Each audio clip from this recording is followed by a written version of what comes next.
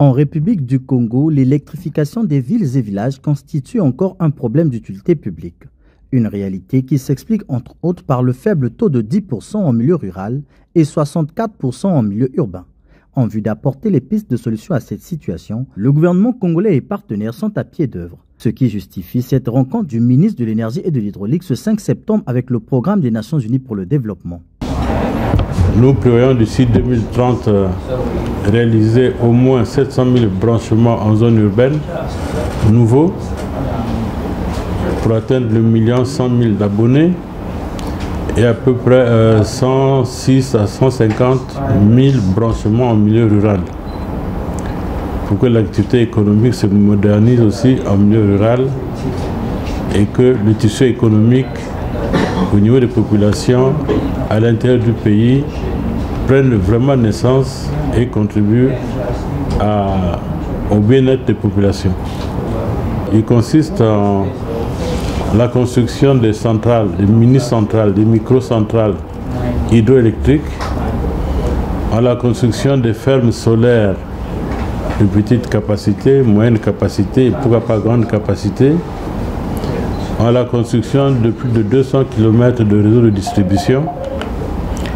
Et pour ce faire, nous avons initié un premier projet parce que rédiger c'est bien.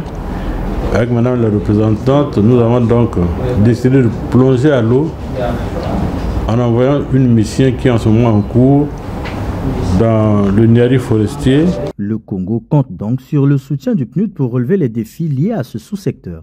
Une mission que l'institution onusienne envisage de mener à bien.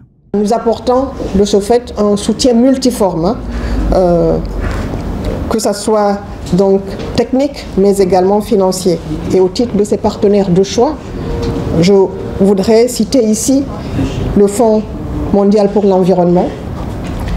Je voudrais citer ici et reconnaître le gouvernement italien à travers le plan Mattei, qui nous apporte cette assistance technique, qui nous permet de mettre au Congo donc, ce savoir-faire qui va nous permettre de démarrer ensemble avec vous la mise en œuvre de ces études de faisabilité, l'opérationnalisation du programme d'électrification rurale, mais également rendre un hommage et reconnaître ici le partenariat très franc et les discussions qui sont en cours avec l'Union européenne, avec la Banque africaine de développement, avec l'Agence française de développement, avec la Banque mondiale, et également des partenaires bilatéraux qui sont ici présents. C'est désormais parti pour une série d'initiatives allant dans le sens d'améliorer les questions d'électrification en terre congolaise, une ambition qui s'étale sur une durée de plusieurs années.